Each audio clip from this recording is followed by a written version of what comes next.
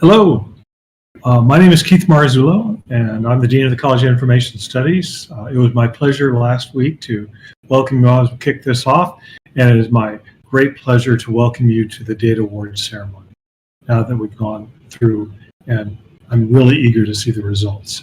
I'm not going to spend a lot of time, but what I want to do in the time that I have is to thank people.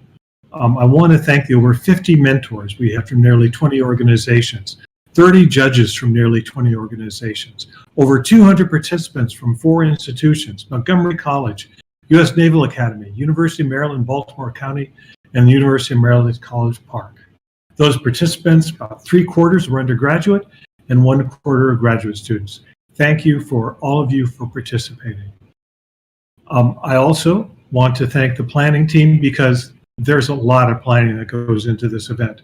Dr. Kathy Weaver, the creator and the challenge director. She is a faculty member in the iSchool. Katrina Lieva, our participant and dataset lead. She's a senior in the InfoSci program in the iSchool. Dr. Will Travis, our dataset coordinator. He is a professor at the U.S. Naval Academy, Department of Mathematics.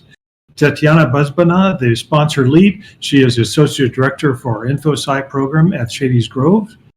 Gavin Taylor, Naval Academy coordinator. He's associate professor at the USNA, Department of Computer Science.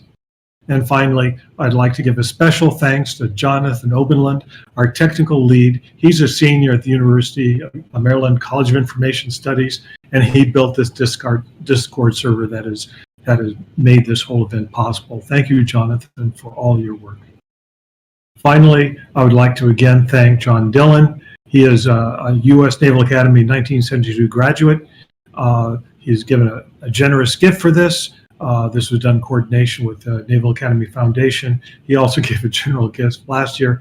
John Dillon, thank you very much. Now, with the thanks out of the way, I would like to introduce our president of the University of Maryland College Park, Dr. Darrell Pines. Good afternoon, Can we start everyone. the video? Thank you for inviting me to join you today. Thank you to Dean Marzullo for the introduction, and welcome to the University of Maryland Data Challenge 2021 Award Ceremony.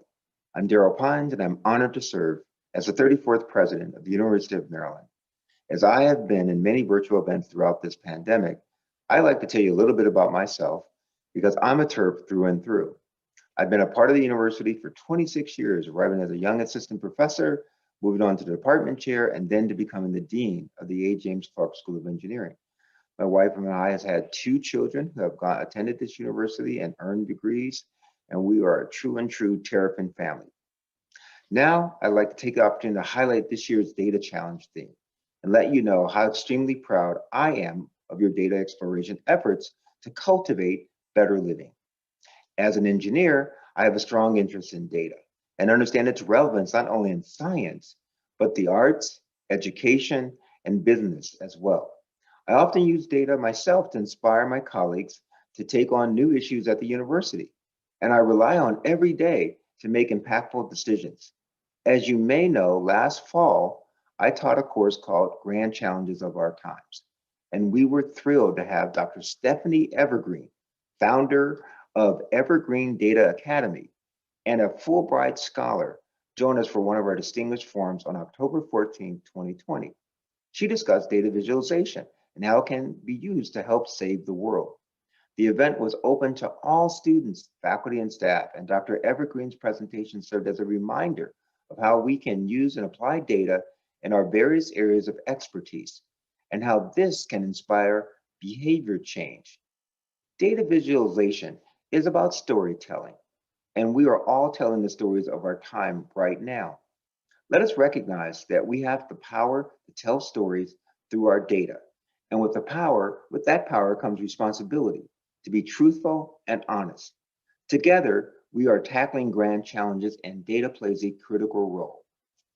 Now, I would like to congratulate each and every one of you on a job well done.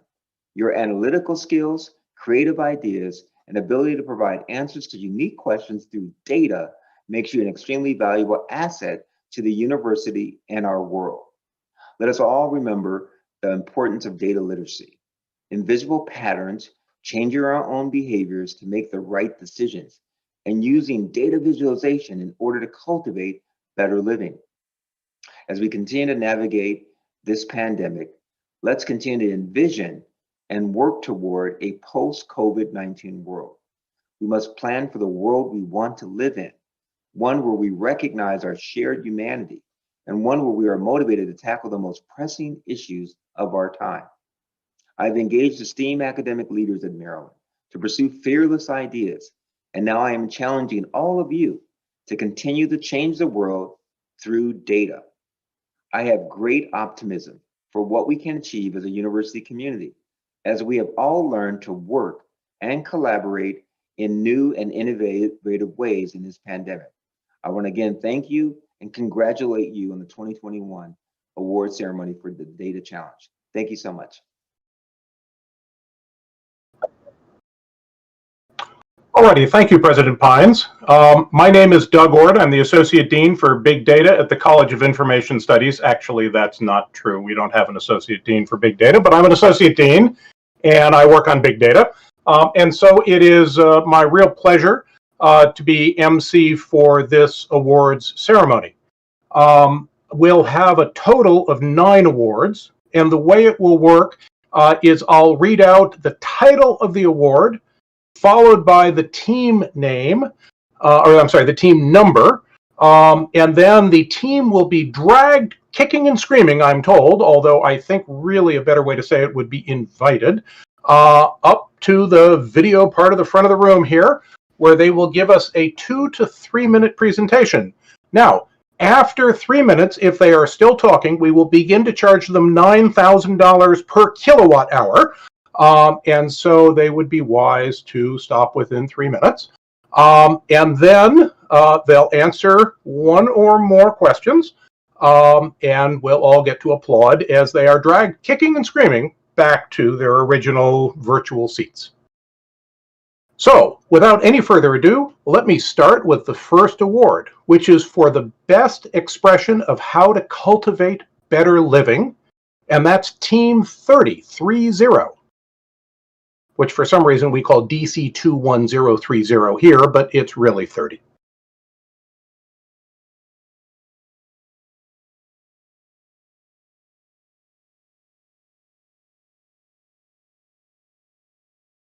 Okay, and you guys can turn on your video when you get here, because we want to see who's getting the award.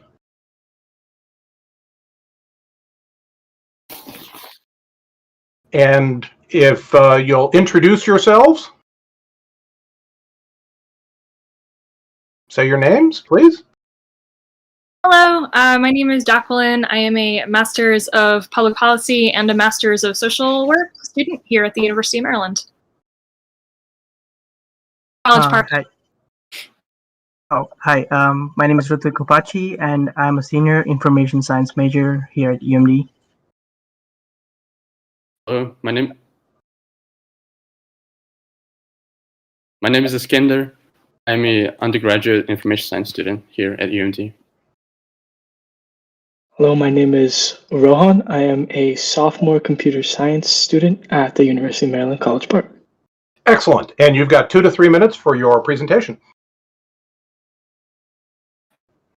Great. Is it okay if I share my screen? Go for it. Awesome. So this is the pager that we developed to sort of summarize our whole project, which I think is the best way that we can do this in 2 minutes.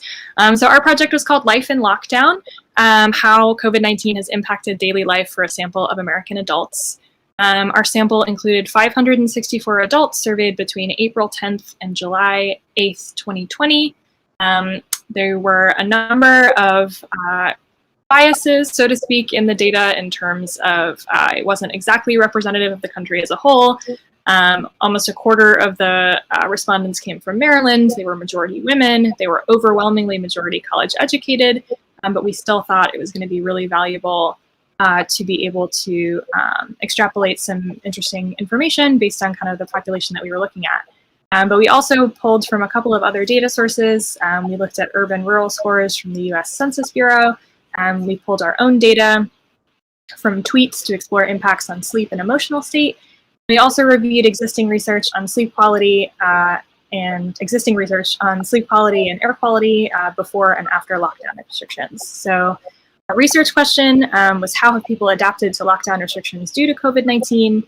How are people meeting their essential needs and maintaining their well-being as defined by the quality of life indicators from the World Health Organization, which are listed right here in the middle on the right. And in terms of key findings, we looked at a lot of different things, but for the sake of time, we pulled out commute patterns, which is to say that the vast majority of our survey went from driving to teleworking, and reasons for leaving the house other than for work or essential grocery shopping. We pulled a word cloud from some of the qualitative answers that we got, and we found that friends, family, work, food, things of that nature were some of the top reasons for people to do that.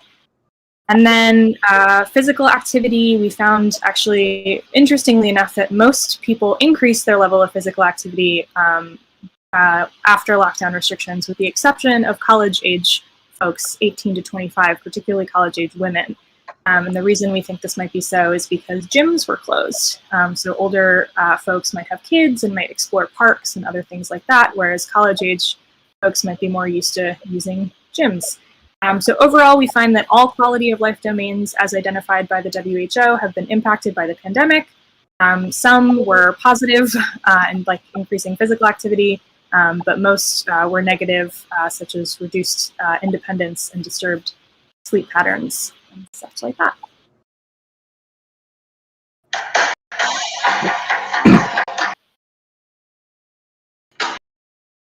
Sorry. Not intended as music. That's the alarm. Not be late for here. Excellent. Thank you very much for that presentation. I now have a question for you. Can you tell me how we can use this information to actually improve our lives? Did I understand that your suggestion will be that we should keep the dean and me on lockdown so that we will be in better shape? That's a great question. I don't know if I would say that everybody needs to stay on lockdown, but I think in terms of how we use data from the pandemic to improve our lives, it's important to understand how people respond to public health measures in order to kind of continually improve them and, be aware of, hopefully not, but any future outbreaks. And so in terms of improving our lives, one thing that we might want to consider is making sure that people have increased opportunities for connection with their friends and family, that they can do so safely. So this survey was taken mostly kind of in the spring and early summer, so there were opportunities to be outside. A lot of qualitative answers talks about like meeting people in yards and stuff like that, so those were safe ways to make connections. And so continuing to provide the public opportunities to make safe connections as opposed to kind of breaking lockdown restrictions. How I would answer that. Excellent. Okay, well, thank you all very much. And now we have to practice distance applause. So if you will all please either bang on your desks or clap loudly. Thank you very much to team number 30. We will now drag you away. I actually have one modification. You guys are not being dragged back to your team. You need to actually take yourself back to your team. Hide to a nunnery.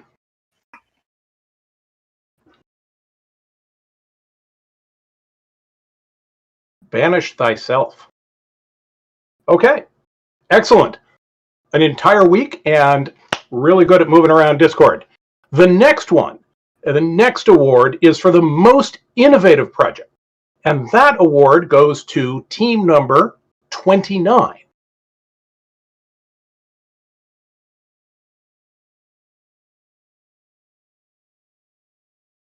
So team 29, as you arrive, if you would uncloak yourselves. Show us your video. And as you uncloak, you can begin to introduce yourself.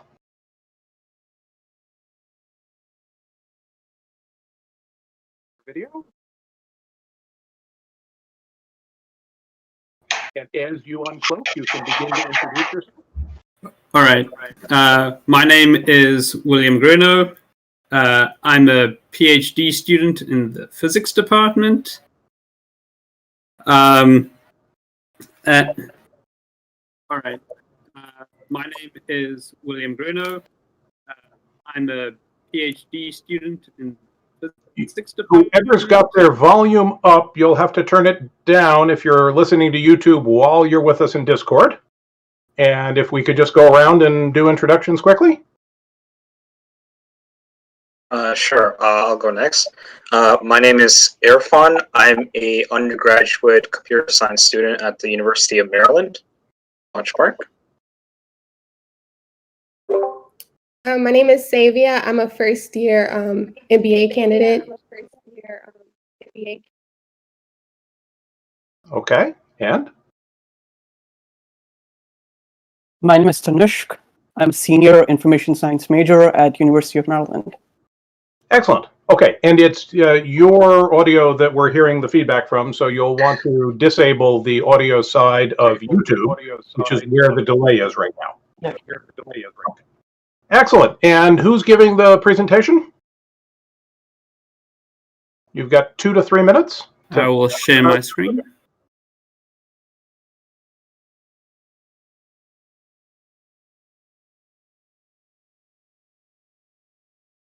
All right, so the data set that we worked with was the ViaRide e-scooters data in the College Park area. In this data set, we were provided a list of 40,000 trips with both start and end locations and GPS tracking in roughly 5-second intervals each time.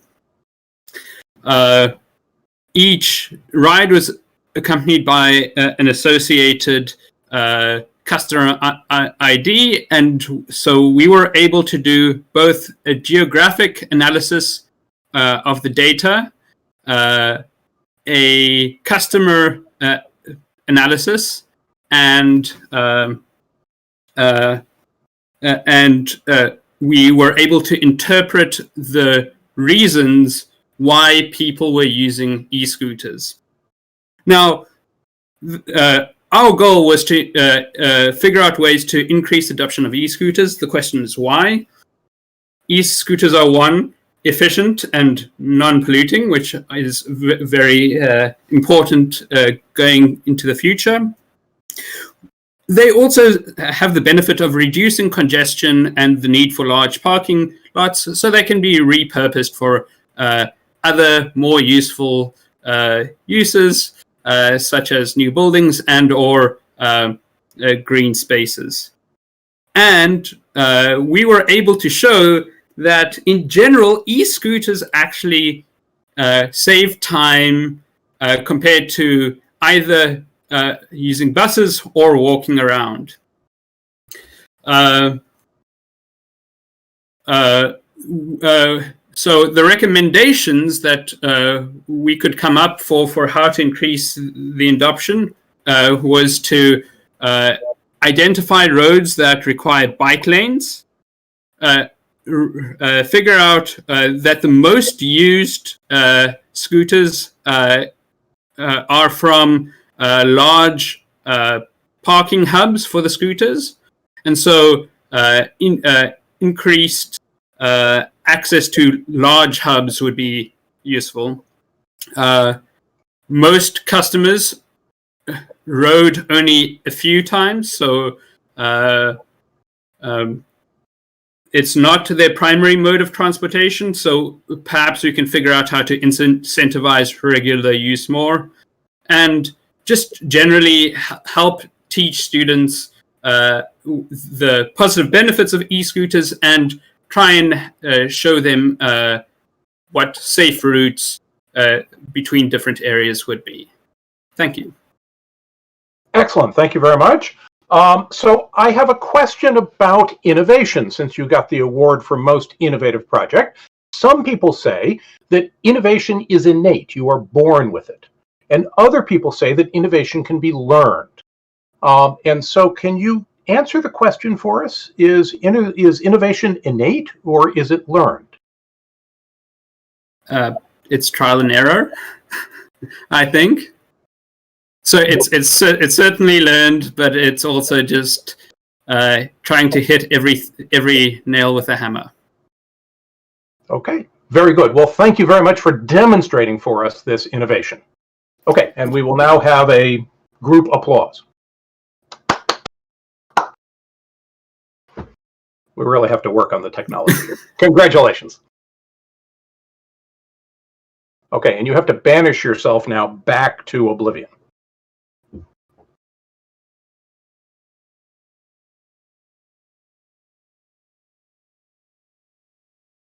Nobody's getting an award till you leave. Okay, you will have noticed a pattern here. The first award went to Team 30. The second award went to Team 29. Now, this is a group that does data science, and I'll bet you there are some people out there doing linear interpolation, but not the judges. The judges for the highest quality project picked Team 6.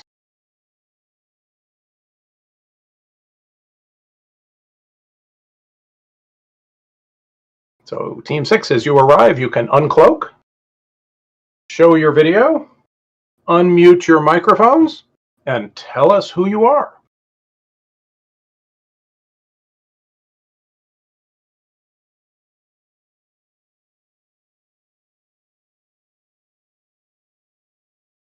Hello, I'm Adam. I'm a freshman computer science major at the University of Maryland.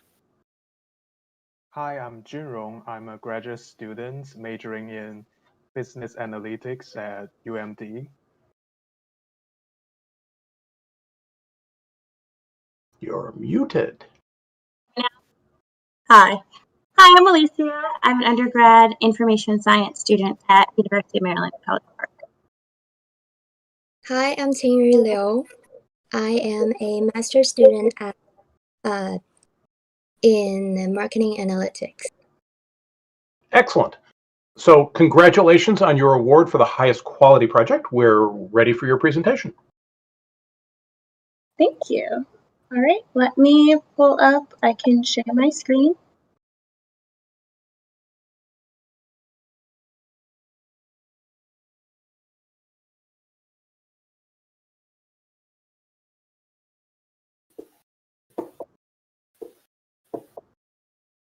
Okay.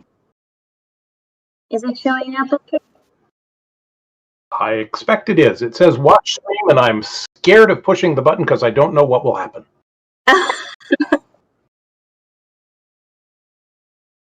Okay, can you see it? Yep. All right. So to explore the behavioral changes during COVID-19 data set provided by the National Center for Smart Growth, we used R and location data provided by the EPA's Smart Location Database to build 3 logistic models, regressing a variety of demographic variables to determine significant factors related to whether respondents change their daily habits. We conducted backwards elimination to improve our models by removing less significant variables. At the same time, we generated a variety of box plots to visually inspect the relationship between the most significant variables we identified. We found that household type and employment status were both significant factors influencing people's transportation mode changes before and during the lockdown. Of the 84% of full-time workers who switched to telework, 14.5% reported an increased workload. And of the 74% of part-time workers who switched to telework, 28% reported an increased workload.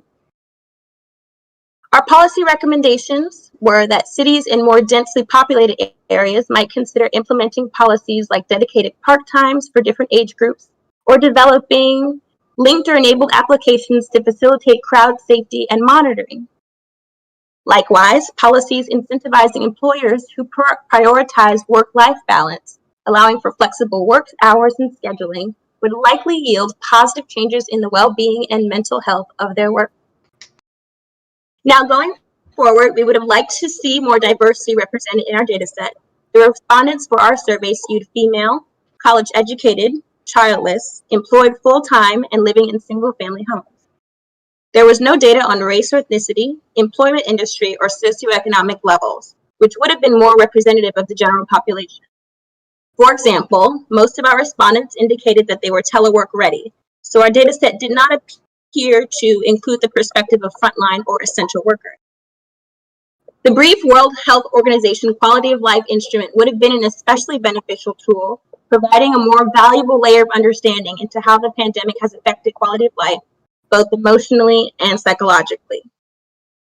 So as we're facing the short and long-term impacts of the ongoing COVID-19 pandemic on the health, economic, and social needs of the public, we should all, each and every one of us, strive to be guided by quality and inclusive data, seeking to apply it equitably, creatively, and responsibly. Thank you. Excellent. Thank you very much for that presentation. So I have two questions for you. The first question is, data scientists often work on data for problems they don't have any experience with. For example, the last team might not have had experience with scooters, but you have all had experience with COVID-19 and its effects on our society. Does this make a difference? Does this allow you to do things you couldn't do or see questions in different ways, to have had the experience, to be someone who knows both data science and what life is actually like? Of course, I think it's all adds another layer of empathy and understanding when you have personal context or a relationship with something like the COVID-19 pandemic. But also it speaks to the importance of a diverse team and getting diverse representation and samples, because that way we can think of problems and the answers to those problems intersectionally, which I think gives us a broader scope in problem solving and makes us better data scientists, better policy implementers, and better citizens. Excellent, thank you. Okay, and here's my second question, which has to be answered by a different member of your team. You won the highest quality project award. What is quality?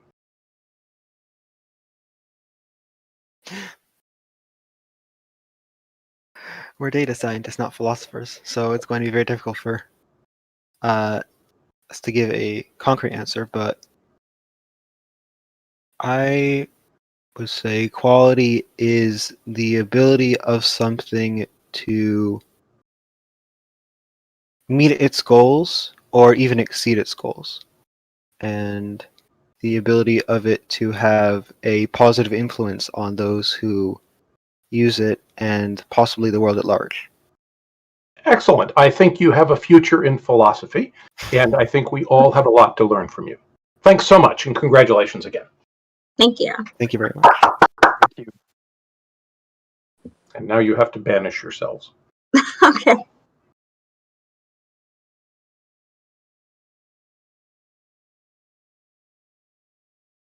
Alrighty, if you've been following the numbers so far, it's 30, then 29, then 6, so you can keep looking for patterns here.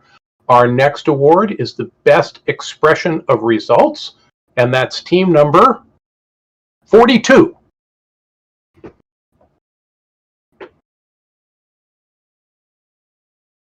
Team 42, as you appear, you can uncloak yourselves and introduce yourselves.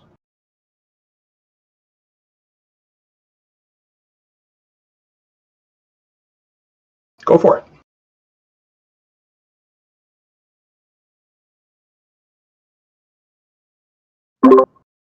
Hi. Go for it. So if anybody's got YouTube, you gotta like turn down the volume, even though it doesn't have a knob on it. Yeah, I muted YouTube. Go for it. I guess I'll start. I present. My name is Theodore Gaddis. I'm a senior information science major. Okay. My name is Mar. I am a senior public health science and information science student at University of Maryland. Very good. Make sure you have your YouTube volume turned down. Yeah. Hi guys. My name is Gabriel Sestieri. I'm also a senior information science.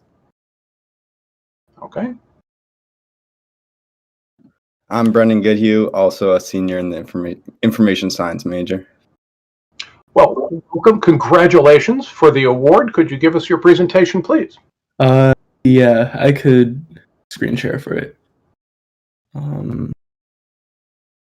Is this? Could you guys see this? It says watch stream. I'm willing to believe it's there. It'll be on my YouTube in just a minute. Go for it. Is it up? I believe so.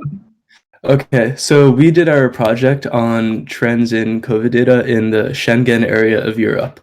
And the Schengen area of Europe refers to all of those countries with an open border policy. And similar to the United States, they had restrictions of where you could travel, but is similar to here, where theoretically, if you wanted to hop in a car, you could drive to whatever state with no consequences at all.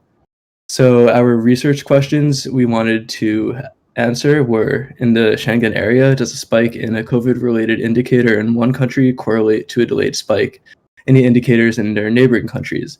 And we had a few graphs to show for it, but this one graph that we generated, it's a little bit small on this page, but each color represents a different country, and we did Italy, France, Germany, Austria, and Switzerland,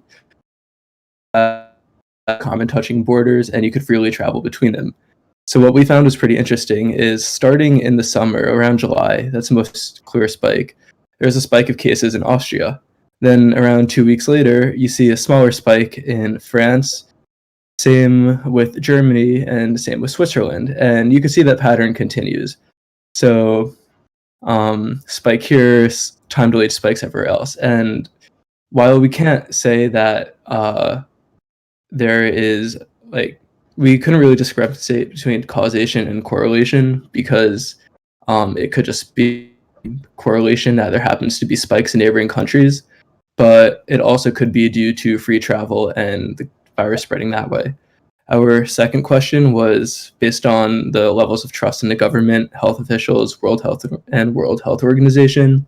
We generated this graph down here. And trust levels stay very consistent, minus this one unexplained dip around New Year's. We had no data to back that up. And there weren't many too interesting correlations in here to find. So there is not much to conclude from that based on this data. It's also less than 2 months of data that was available for here. And our final research question that we wanted to answer was, how do social behaviors correlate to mask wearing habits, COVID-19 cases in the community, and financial worries? So on this graph, you can see during the summer months, the rate of people wearing, by the way, these two data sets are aggregates of the entire Schengen area, not country by country. Over here, over the summer, you can see mask wearing decreased. The rate of contact with someone outside your household increased, but cases of COVID in the community stayed relatively flat. So there's another graph that we couldn't fit onto here that showed a better correlation between contact and people worried about finance. And on that graph, there's a very clear distinction that as you have more contact with people outside of your household, you tend to be less worried about your financial situation. And at first, we thought it could be due to the season, summer month. People are generally happier. But around the holiday season, you can see a little spike in contact and a dip in finance, despite holiday seasons being a time where people traditionally spend a lot of money. And for a data source, we use the Maryland's COVID-19 World Survey Data API. Excellent. Okay, well, thank you very much for that presentation. You can drop the slides. And I have two questions for you. I was pleased that you pointed out the difference between correlation and causation, and emphasize that your data tells us about correlation. But of course, if we're going to take action, we have to understand causation. So can you tell me how we could go about trying to understand causation now that we've seen your data? Yeah, so we had limited data available because of just the API, but a few data points that would really help us determine that that could help us determine that would be travel, to see where people are traveling from. Because if there's a spike in travel between countries' borders correlated with the spike in cases, then we could heavily imply that there is a causation for that. And is that because you have more data then, or because you have a model to which you're fitting the model to your data and using the model to explain causation? I would say it's both. Okay. Because first of all, we need more data to be able to say it's causation, and second, we would need to see how the data plays out in terms of a visual. So it's a 50-50 split, in my opinion. Okay, very good. And just like last time, now someone else has to answer the more difficult question. Can you tell me what we can learn from your project about good presentation of results?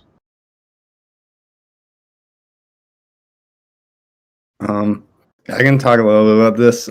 So actually our mentor Ashkay is part of like a data science podcast, and he had us on as guest yesterday, and we ran through a little preliminary run of our presentation, and there was like 40 other people in the field that were curious, and then we told them to grill us, so they really asked us some good questions. And just like they emphasized that like we gotta, even though we probably are presenting the data scientists, we need to make our presentation so it can be understood by the general public, because that's really where it can be most effective. So you're telling me that the secret is to practice in front of an interested audience and listen to what they see and hear in your results, and then think about how you could convey your message more clearly. Yes, I would say That's that. great. Now everybody else knows the secret, though. Good. Congratulations. Great work. Thank you. Thank you so much. Okay, and now you can banish yourselves. Now I have bad news about the next award. The next award was supposed to be the best team presentation, but there is no best team presentation. There are two best team presentations, and if you think about it, that's not logically possible. But it's true. There are two best team presentations. So the first one is Team 3. Team 3, come on down. Or up, or wherever the heck we are.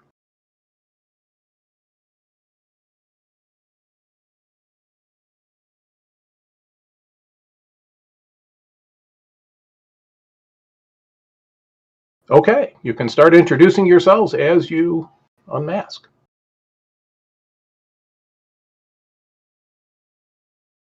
Hi, I'm Jagannathan. I'm Jagannathan. Welcome.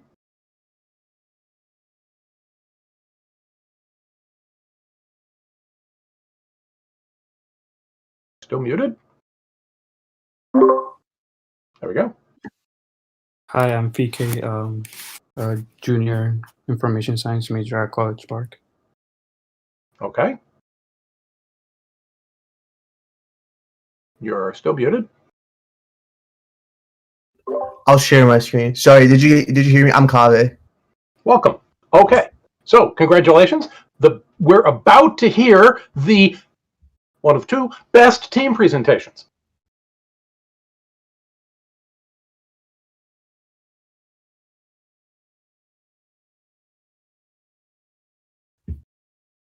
Alrighty, off you go. Oh, gone. I'm having trouble. Give me one. Sorry, I'm just trying to share this. It was there for a minute.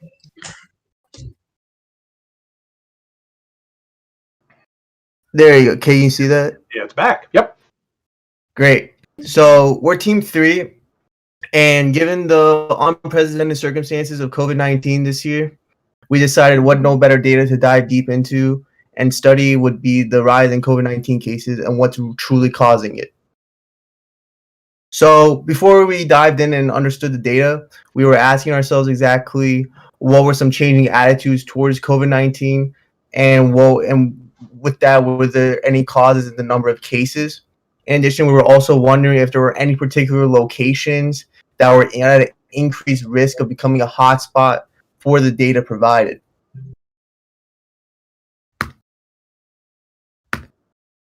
So what we did was we began a data wrangling process, and from the data we retrieved, we were able to clean the data using Python, and then through that we were able to enhance our findings and group countries together from different continents in order to be able to sort of find a story, find some sort of relation between each of them, and be able to make a realization.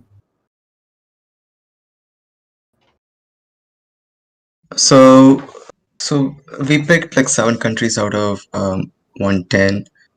So these 7 countries we just picked with keep in mind that the COVID cases, whether they're increasing without like any thing. And then we also pick certain countries that control the COVID cases so really good. And then so the one you saw, the thing you're seeing here is just all the indicators presented for you so that you can see whether there's like some correlation or relationship with the COVID data along with the other datas in it. Then and after we did this, we figured out, we changed, we picked like few indicators, especially like the code, like with the mask data, and then we also showed, you can go to the correlation here. So here we picked 6 indicators and we did a correlation coefficient on them for all the 7 countries we chose, and those 7 countries are India, Brazil, Hong Kong, New Zealand, and then South Korea, United Kingdom. And we did the correlation and we figured out, and then based on this we got our results by analyzing it. So through this we found out that people who wear masks frequently, the people started to wear masks more frequently as they develop COVID-like illness symptoms, because there was like a weak positive correlation, saying weak positive correlation, and then the average coefficient is like 0.1164. And people tend to misjudge the symptoms of COVID and flu. Is because the average coefficient of because there's a positive correlation between the COVID-like illness and flu-like illness, and the correlation is 0.70, and people tend to have like COVID-like symptoms if there's a direct contact between people who aren't living together. So there was a weak positive correlation, and that is a 0.0930. And also we also figured out that there's people lose their trust as the COVID-like illness rises, and because there was a weak negative correlation, since the average coefficient is a negative 0.392, and people also worried. People reduce COVID-like illness reduces when people start to get vaccinated, and also people may worry more about the financial well-being as the COVID-like illness rises.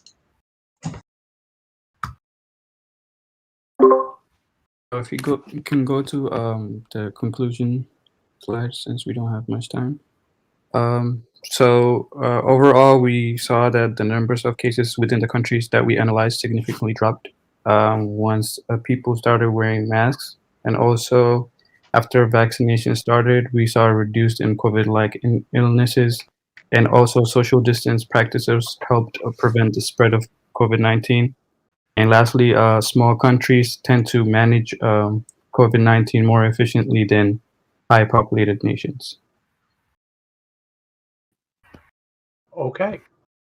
Thank you very much for your presentation. You can drop the slides.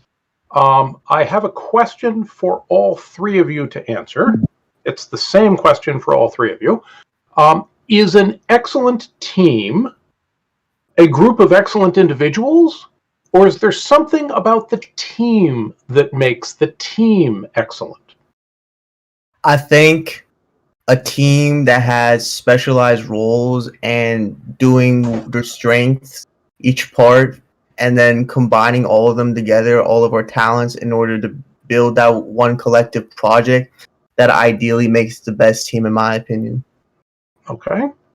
Yes, I mean, I agree with Cav. and to add to that is that we just help each other. We just, when we three all have a weakness, and then we just, make sure that our weakness, we just, help each other to avoid those weaknesses, or just cover up those weaknesses. So, like they said, to have a good team is understanding each other and also helping each other learn things we all don't know. So, for example, if I know something and my teammates don't know something, I can show them, and they can also show me some things I don't know, which makes a good team. Excellent. So you've taught us all that this is not just a data challenge, but also a human challenge. And so we appreciate learning that from you. Congratulations on both best team presentation and also, so far, longest team presentation. Thank you. Thank you.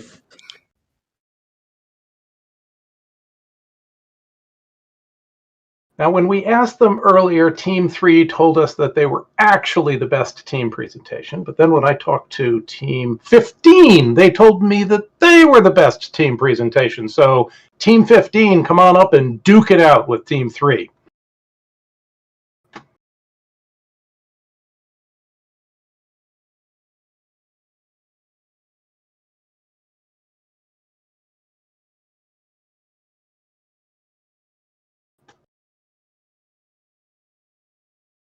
Okay, please introduce yourselves. Yeah, so hi, my name is Zach. I think someone has the YouTube unmuted. There we go. I'm hearing you fine. Okay, well, my name is Zach, and yeah, my name is Zach. I'm a freshman double major in physics and computer science. Someone? Hello, my name is Ethan. I'm a freshman physics major at UMD College Park. Hi, my name is Claire. I'm a recent graduate from University of Maryland College Park in astronomy. Welcome back. Thank you. And hi, I'm Brian, a proud Terp at University of Maryland, and I'm doing physics in undergrad. Excellent. Okay, well, congratulations on one of two best team presentation. Can you give us the one of two best team presentation now? Absolutely.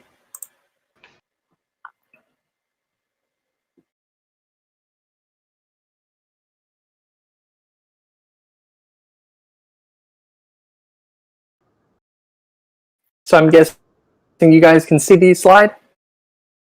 Excellent. All right, so I'll be representing our Team 15. We decided to choose the VioRide e-scooter dataset for our project. And we evaluated the importance of e-scooters as a supplemental transportation mode on campus. We used several different techniques for data filtering, so cleaning up the data, classification, analysis, and visualization. So we found some pretty interesting things, and I'll show you here first on the left that there's a pie chart that we came up with. This shows the 2020 ride distribution. And you can see there that the majority of rides started and ended on campus. So they were confined mostly to the borders of campus. Those other pie slices are just the different types of rides that went from off to on to off, and were completely off campus. But between 2019 and 2020, there was not much difference in the ride distribution. So from that and a couple other things, we found that the pandemic had not had major impacts on the scooter market. Now, we did hypothesize a few things that the pandemic may have contributed in terms of behavioral changes. Now, on the bottom left here, you'll see that there is a repeat rider data table. We defined regular users as people who took 7 rides or more per month. And looking at that, in 2019, about 39% of scooter riders were one-time users, and 18% were regulars. And in 2020, that one-time user rate dropped down to 28, and the regulars went up to 27. We found that interesting. And also we came up with another metric called the utilization. So utilization of the scooters essentially was the amount of time that a scooter was used as a percentage of how its theoretical maximum usage. So we had a special little calculation there that we made, and we found that the utilization rate dropped in 2020 less than what we would have expected it to, considering the drop in student population in 2020 because of the closure on campus. The 2020 ride count went up quite a bit, and so with that, we found that it is likely that scooters are on the rise on campus in terms of utilization and repeat rides. However, we do want some more information and are recommending more analysis be done after campus is fully opened so that we can find out if these impacts had to do with the pandemic, with the school closure or not. And we also did find that the network helps to fill a short distance and widely convenient niche in transportation on campus. So that is all we have for you. Thank you very much for your time. Excellent. Well, thank you so much for that presentation. And since there are 2 best team presentations, I thought I would ask you to start with to tell me something really good about Team 3's presentation. What were you most impressed by in Team 3's presentation? It looked like there was a very good team, and I like that their cohesion with your last question was strong. And I think that we probably shared that, and that's why we both got the best team award. It's really important that everybody fulfills their roles, works together, comes together at the end, and then puts something beautiful together. Okay, excellent. Now someone else will have to answer this question. What can Team 3 learn from you, from your presentation? I think, I mean, I don't want to speak too highly of ourselves here, but I do think conciseness is a very important role in presentations. If you let your presentation go on too long, you can lose the attention of your audience. And if it's too short, of course, you might not be able to give out all the information you need to. So definitely striking the right balance between giving enough information and also figuring out which information is important and which you can afford not to give out is a very important skill in presenting. Okay, so what you're telling us is that not only are there teams where the teams can learn together, but then there are teams of teams. The entire group is one team that can learn from each other by seeing excellence in different ways. Absolutely. There's always something you can learn from other people. Very good. Thank you all so much, and congratulations on one of 2 Best Team Presentation Awards. Thank you very much.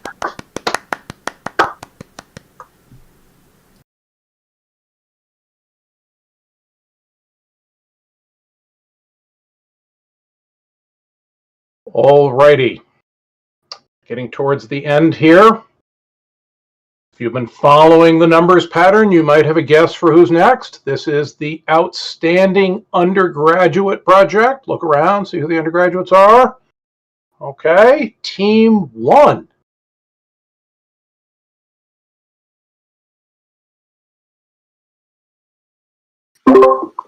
Hello. Hi. You'll show us your camera. There we go.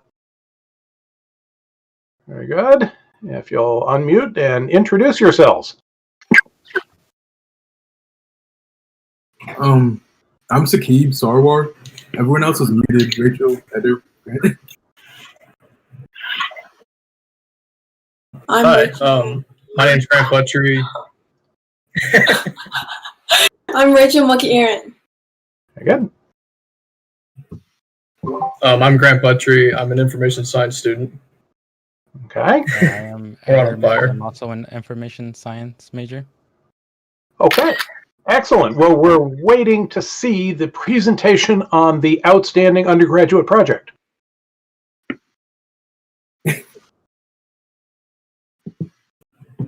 Yeah, sure. I'll share in a second. Okay.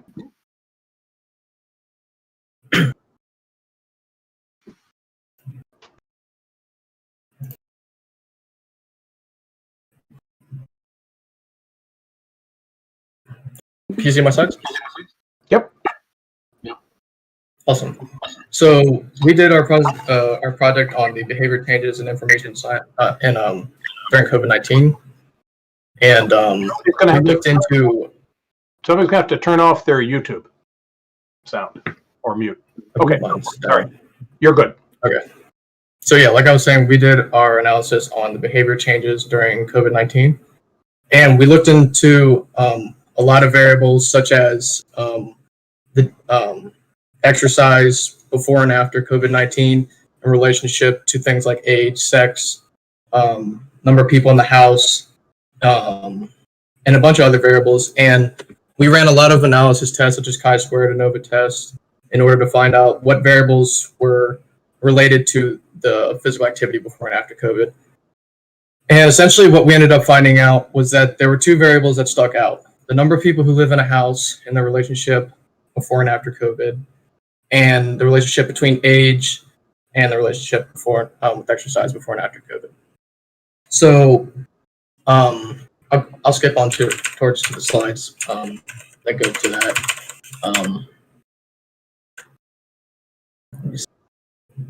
So like I said, we could start with the number of people in the home. We ran an ANOVA test with a 95% confidence interval, and we found out that there was a relationship before COVID, but not so much after COVID. And we kind of wondered why exactly that was. And we came up with a couple of reasons, but before we do that, we can take a look at the what that looks like visually. So on the left, we have a graph that shows the relationship between the two variables. And you'll notice that a lot of people worked out 1 to 2 times a week, and some between 3 or 4 times a week. But not so much. But after COVID, you'll realize that not as many people worked out 1 to 2 times a week. And you'll start to notice that the people that worked out 3 to 4 times a week, and especially 5+ times a week, started to increase greatly, especially the people who had 2 people living in their house. So like we said, we wondered why exactly that was. And what we kind of thought was that COVID-19 was the obvious confounding variable that stuck out to us. And it's pretty well known that confounding variables can have an effect on any kind of correlation or relationship between 2 variables, especially one as significant as a global pandemic. Some other reasons we thought it could have been were a lack of a commute. A lot of people tend to commute an hour or 2 a day before COVID had happened. So if you remove that from the equation, people had a lot more time in their day to be physically active. And another reason could have been unfortunate, but it could have been a lack of employment, which would have left people with a lot more time to be physically active. So if you look at the relationship between age and physical activity, you'll see that it was a really similar phenomenon in that physical activity and age had a relationship before COVID had started, but not afterwards. And again, like we said, we wondered why, but before we answered why, we wanted to look at what this looked like visually to us. So we plotted this in another bar chart or bar graph in a before and after kind of sequence. And you'll notice before, same thing kind of happened. A lot of people were working out 1 to 2 times a week, and some 3 to 4 times a week. But after COVID had happened, more people were starting to work out 5+ times a week. So we thought of, once again, why might this be the case? And we came up with similar answers, that COVID-19 was our confounding variable. And like we said before, it's known that confounding variable can have an impact on relationships such as these. And that was pretty much our analysis for the most part. Excellent. Thank you very much. It's very interesting. And I was going to ask you some questions about your presentation, but let me ask you instead some meta questions. So I've got 2 meta questions, and the hard one will be second. First, can someone on the team tell me about somebody who influenced them along the way that helped you to do well, that didn't participate in the data challenge, not someone who was one of your advisors? You can drop the slides if you want, but someone who contributed in your life to getting you to this point. I'd like to. Oh, go ahead, Rachel. You got it. I was gonna say one of the most influential people that influenced me in my life would be my Montgomery College professor, Professor Gary Tai. He really helped me find a love for programming and coding and statistical analysis within Python. So thank you so much to Professor Gary Tai. Excellent. And you had an answer as well? Yeah, I wanted to thank Miss Tatiana Bezbabna. She really helps us all, like everyone in the program, like in a lot of like advising in just like different ways. Like she's like the best. Yeah. Okay, very good. And now neither of you can answer this question. Here's the second question. Do you think that we should teach fewer classes and have more data challenges? I would say, yeah, because from this event, I learned so much from my teammates. I think that 2 teams before, they mentioned like how we all have a weakness, and then as a team, we can all help each other improve on our weaknesses together. And could you have done this data challenge without your classes? I mean, we got the internet, but the professors are there to help us influence our work. Like as Rachel said, I also had Professor Gary Tai, and he I also found my love for programming as well through him. And you all aren't just saying this because I'm a professor, are you? No. Okay, very good. Well, congratulations on the outstanding undergraduate project. Thank you so much. Thank you. Combined undergraduate and graduate project, and that is Team 35.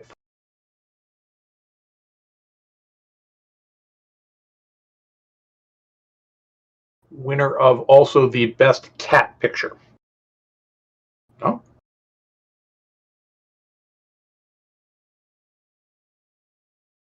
Can't have a combined undergraduate and graduate project with only one person. There we go. Good. You guys want to uncloak? Introduce yourselves.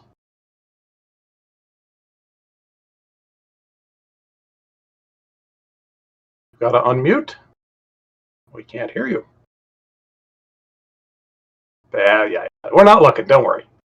You got to unmute and introduce yourselves. And we need cameras on, please. Super Mario Brother here.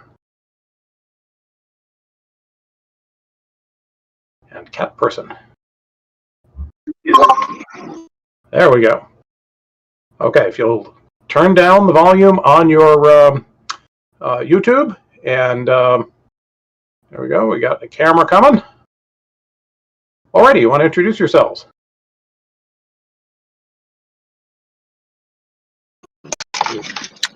Hello, I'm Madeleine Rath. I'm a geology major at UMD. Madeleine, good. Okay, and you've got 2 teammates here, do you? They're going to have to unmute themselves. There we go. Can you hear me? We do. Yeah, I'm Grace. I'm a PhD candidate from the geology department at University of Maryland, College Park.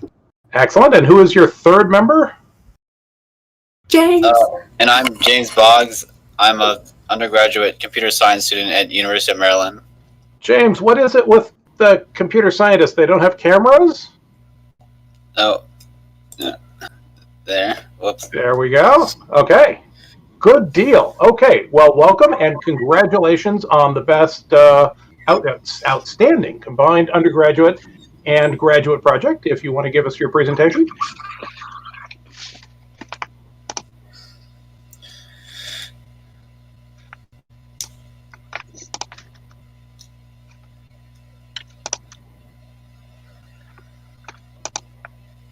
Can you see that okay?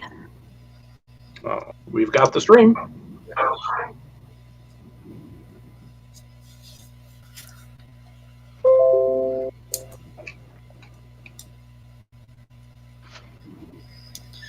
Okay, awesome. So our project was on the View Ride e-scooter patterns in the UMD campus and surrounding area. The data set is from October 2019 and 2020. Some major observations that we made in evaluating the data were that there was an increase in trips to residential and a decrease in trips to commercial areas, which is illustrated by the figure on the bottom left. Additionally, we saw decreases in starts and stops on campus and around educational buildings. This can be seen in the figure at the top right. Also saw a new route appear in 2020 around the stadium, which is seen to the top in the top left figure. We actually believe this is due to the opening of a COVID test site at the stadium. We also saw increases in e-scooter use on the weekend and decreases on weekdays, which is shown in the bottom right figure. Furthermore, when comparing the ride start and end points to destination parking areas, we saw 92% of rides started and ended in designated areas in 2019, but this actually dropped to 29% in 2020. So what we would suggest to DOTS and ViaRide as a result of the study is to add lights to e-scooters to ensure safety during night trips. We would also recommend placing educational information and safety precautions with regards to e-scooters around campus. Additionally, UMD regulations should be enforced in the ViaRide app. And lastly, we would recommend updating parking locations to promote convenience and safety of transit. Thank you.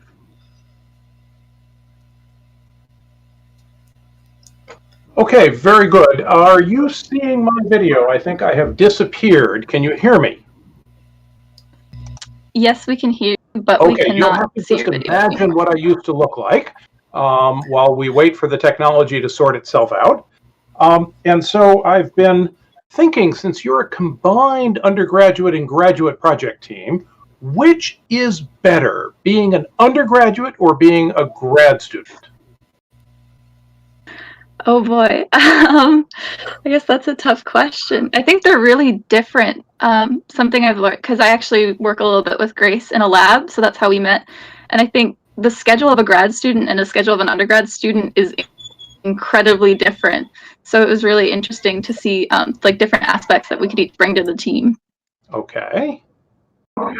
Is there something better about being a grad student? Well, is there?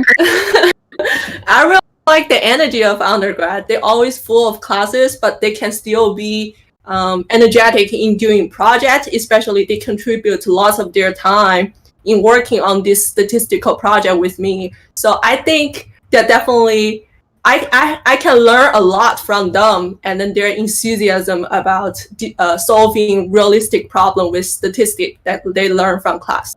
So yeah, I like working with them. Okay, and is it true that the graduate students have just had more time to forget the details? I wouldn't say so, because graduate students, they also have different tasks, and then time management, instead of having block of time that only dedicate to different classes and then homework, majority of the time for graduate students need to deal with lab and then developing skills, academic research skill, or more personal skill about communication, presentation, and etc. We always strive to manage our time by ourselves without much guidance from professor, advisor, or strict guideline from campus. So I think it's a little bit different, right? We all have our own challenging issues.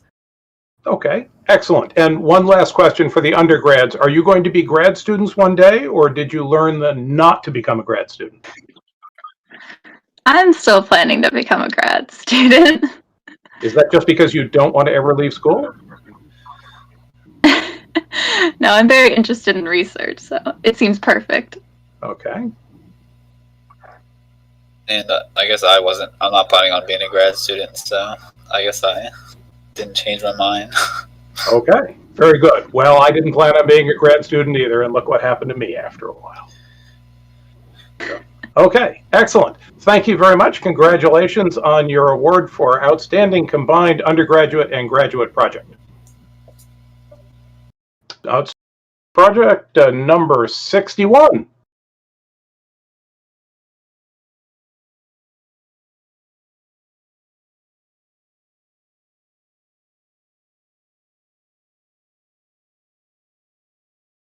Waiting for an outstanding graduate student. Excellent. Okay, if you'll introduce yourself.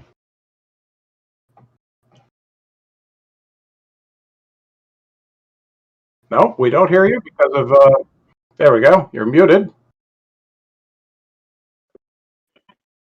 Unmuted? You're unmuted now. Okay, cool. And so congratulations, and you're a team of one? Or are there more?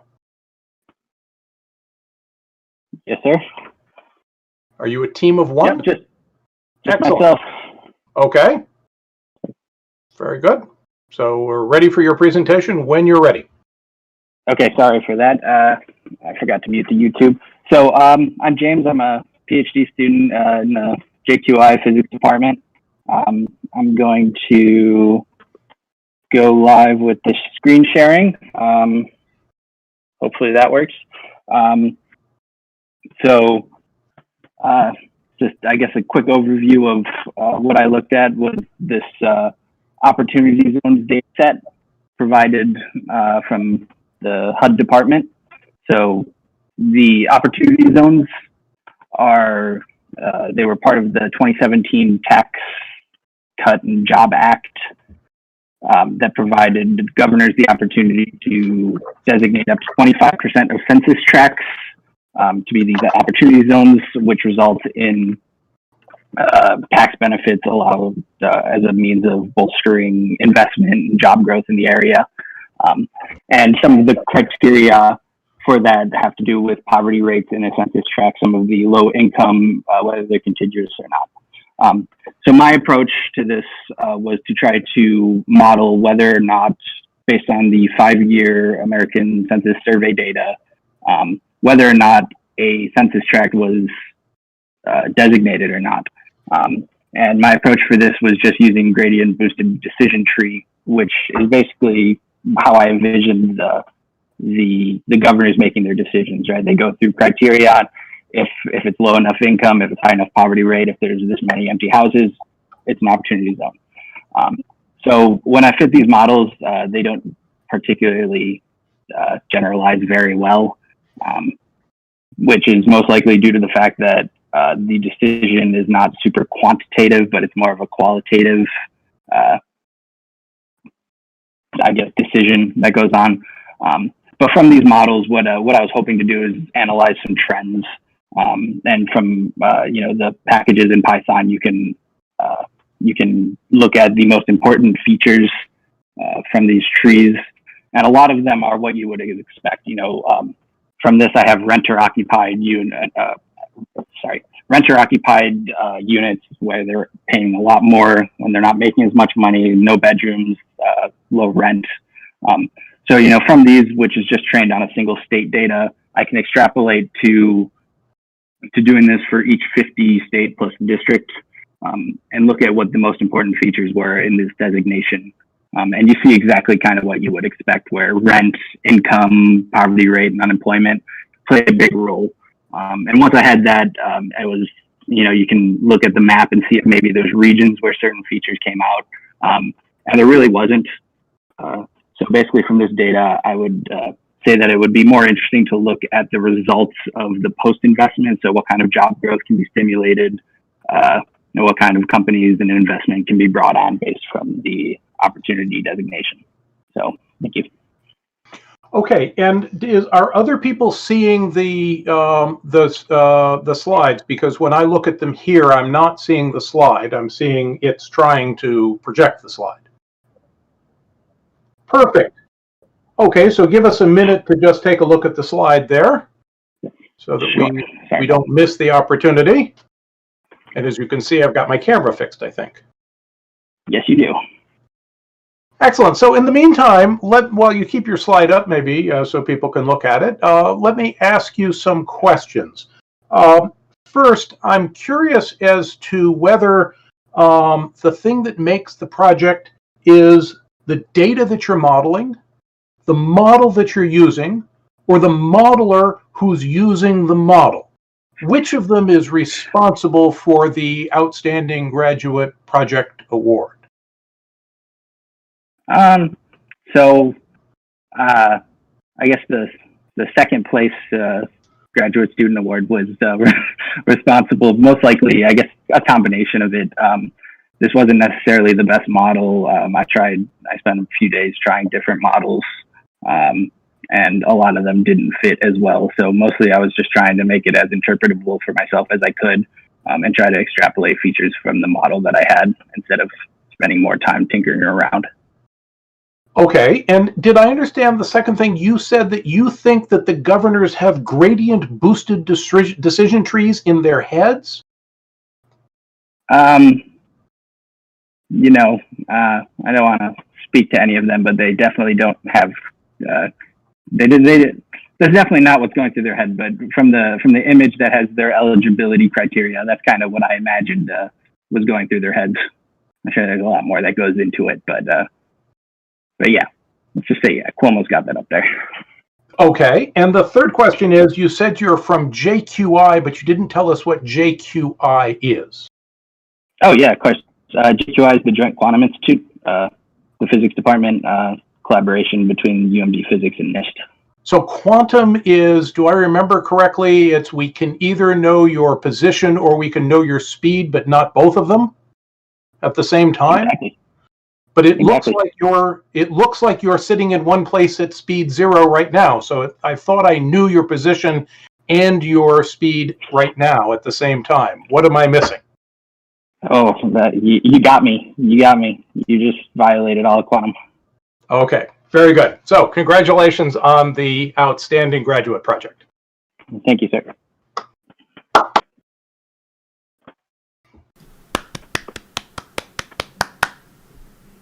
Alrighty, if the technology will hold out for 5 more minutes, we are now at the grand prize. And so the grand prize is, if you've worked out all the numbers and done your extrapolation correctly, Team 21.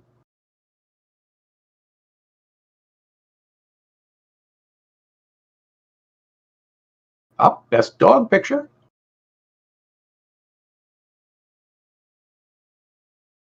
Team 21, you want to uncloak here? Welcome. How many people in your team? 2? Just the 2 of us. Brilliant. Okay, so there's a trend here that the teams are getting smaller, right? Eventually, if we keep this going, there will be nobody on a team. Excellent. Well, congratulations on winning the grand prize. If you'll introduce yourselves. So my name is Allie. I'm a student at University of Maryland, College Park, earning a master's degree in geospatial intelligence. Hi, I'm Katie, and I am also a graduate student, like Allie, in the Master of Science program in Geospatial Intelligence. Okay, well, congratulations. We're very much looking forward to your presentation.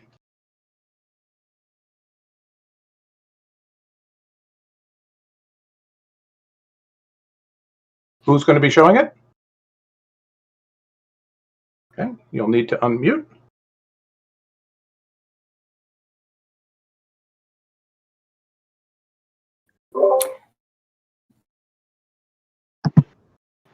Okay, can you see my slide all right? We'll have to get an expert opinion on that because I have a lag. Good. Okay, so I'm Allie, and I was on a team with Katie, and like we said, we're both graduate students at UMD and fairly new to data science, so we really appreciated this opportunity to really dive into data science and participate. We'd like to thank our mentor, Quentin, who really was some great support throughout the challenge. And now to talk a little bit about our data. So we selected the USDA packaged meals data set.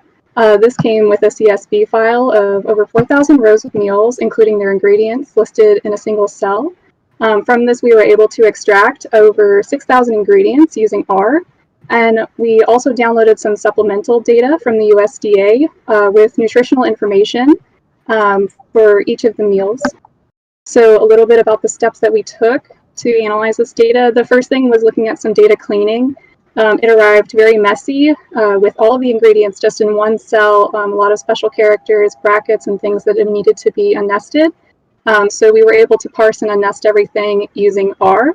After that, we created a CSV of the most common ingredients and did some exploratory analysis on the ingredients used in these meals, and then looked at nutrition. So we performed a PCA, primary principal component analysis, on the nutrients in packaged meals to look at 40 nutrient variables at once.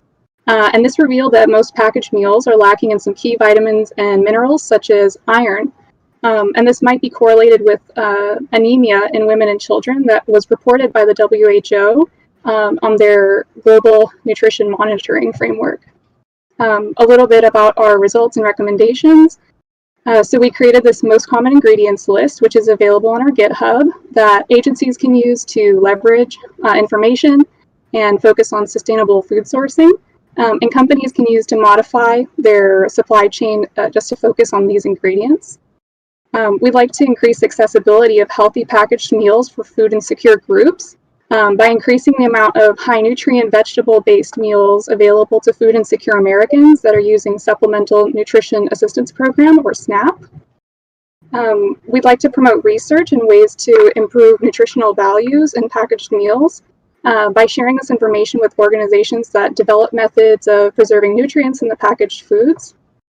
And finally, our last suggestion would be to develop a cross-organizational information sharing task force that might involve industry and academic and governmental institutions that would share the results and the analysis related to nutrition in packaged meals. So thank you so much for this opportunity, and if you're interested in our project, we have more information on our GitHub. Excellent. Thank you very much for that presentation. I am just loaded with questions, but the first question that you have to answer for me is, what in heaven's name is geospatial intelligence? How can a geospatial be intelligent? So the Geospatial Intelligence Program is, I think, a fairly new program that's kind of a branch off of just the GIS program that takes a lot of GIS principles and classes and then makes them more applicable to intelligence, whether it's related to national security or emergency management or things like that.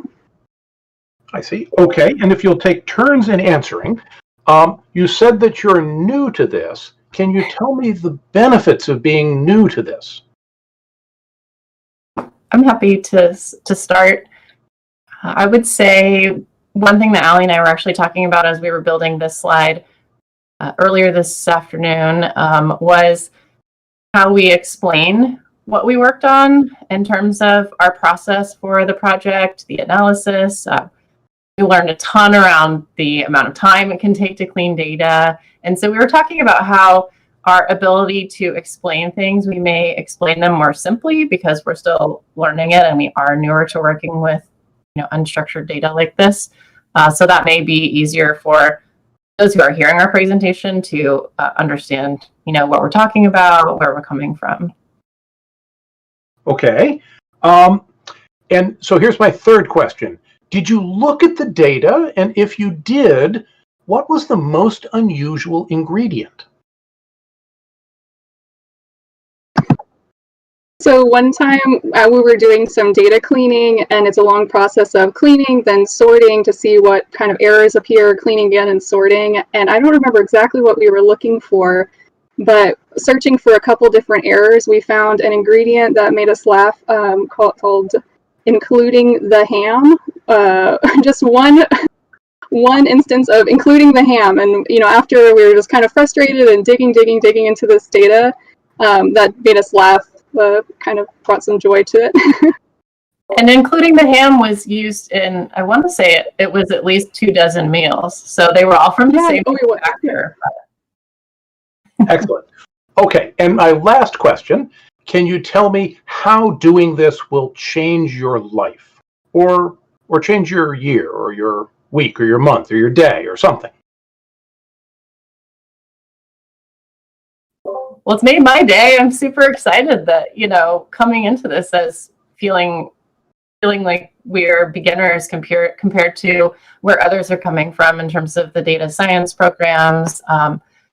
Learned a ton and made new contacts in this space. And it's been really cool to work with text data because we're so used to working with vector and raster and all this geo-enabled data. So I took a ton away in terms of learning R more in depth as a tool and making connections in this community that hopefully can look at future collaborations. Excellent. Okay, well, thank you very much, and congratulations again on the grand prize. And now you have to banish yourselves. Now, I told you that there were 9 awards, but I lied. There are 10.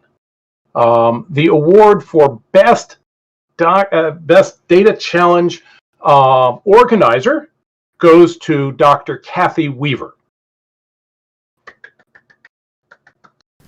Thank you. Very good. I did not do this alone, I have to say. Thank you, Dr. Ord. That was awesome, as usual. So for those of you that have just gotten awards, we will be in touch in the next week to let you know how you're going to get your prize. You will not need to come to campus. We will be sending it to you. So you look for an email from us in the next couple days to figure out how you're going to get that. So it's my job to close the event. This is a bittersweet moment. We spend all year working to get to this moment, and then it's over. You guys get to spend all of the week working for this moment. So I hope that you're happy that it's over, and congratulations to all of you that won awards, but also congratulations to everybody that participated. We want to thank, as a team, we want to thank Dr. Marzullo for his support of Data Challenge 2021. And we would like to thank Dr. Ord for continuing to be supportive of all the activities that we have every year. This is his 6th time being an MC for some sort of activity that I've thrown together and put up, and he does an awesome job at just handling whatever we throw at him. We do different rooms every year. We have different settings.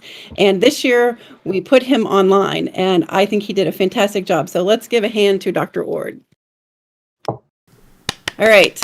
I have a list of people I need to thank. Because again, even though I have gotten an award from Dr. Ord for this, I am definitely not the only person that has been working on a data challenge. I want to start by thanking the mentors. The mentors are so important to the students through the week to help them keep on track and figure out what other data sets to gather, bringing so many things together for the students. We have learned that mentors are a key to helping the students be successful, and we appreciate all the mentors and all of their work. We had a new set of mentors this year called the Data Science Advisors, and I want to thank all of the Data Science Advisors. We had 4 specific ones. They're experienced mentors, but they also have a higher level of analysis experience and statistic experience, so that if the students are struggling with something and the mentors don't know how to help, the Data Science Advisors can be available to the students. The students were scheduling an appointment with them, and we weren't sure how it was going to go this year. There was either feast or famine with the Data Science Advisor, so we appreciate you all hanging in there and experimenting with this new activity. So I also want to thank the data partners. We have an amazing set of data sets this year. There were 7 of them. We work really hard to make sure that there's a variety of levels for people that have never done any analysis before. They can work through the data sets that are a little bit more simple. And then we like to have some really challenging data sets for people that would like to practice a variety of skills that they're learning in their classes or that they're just getting to know about. Judges, you guys, this was probably a very weird way to be judging projects today, but you all did a fantastic job. You hung in there through all of the technical problems that all the teams had and all the technical problems that you all had, and I really appreciate everything that you've done to help support us. And I have an amazing team of volunteers this year. I have been so impressed with whatever I've asked the volunteers. They've stepped up, and I really appreciate everybody that has supported all the events. This is actually 6 events. It's not just a week long, because we do volunteer organization, and then we do mentor and judge information session, and then we do a team building event, and then we have the data analysis, or the data challenge, which is, bookend in 2 Saturdays, and then we have this award ceremony. And I appreciate everybody that has contributed as a volunteer to help And again, participants, you guys were amazing to hang in there this week. It is really hard to be a student, and it is amazingly hard to be a student in a pandemic. And taking on something like this on top of everything else that you all are dealing with is just really amazing to me. I think you all should pat yourselves on the back for doing everything that you did, getting through this week, and I hope you all enjoyed it as much as we did. So even though I am the data challenge creator and director, I have a team of core people that have been incredibly helpful for me all year long, basically.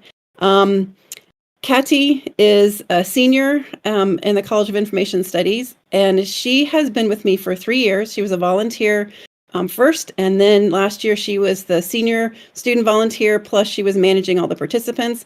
And this year she managed all the participants and she was the data set lead. She did all the data set collection, made sure that the data sets were clean and that the problem statement made sense and the data dictionary matched. It was quite a bit of work.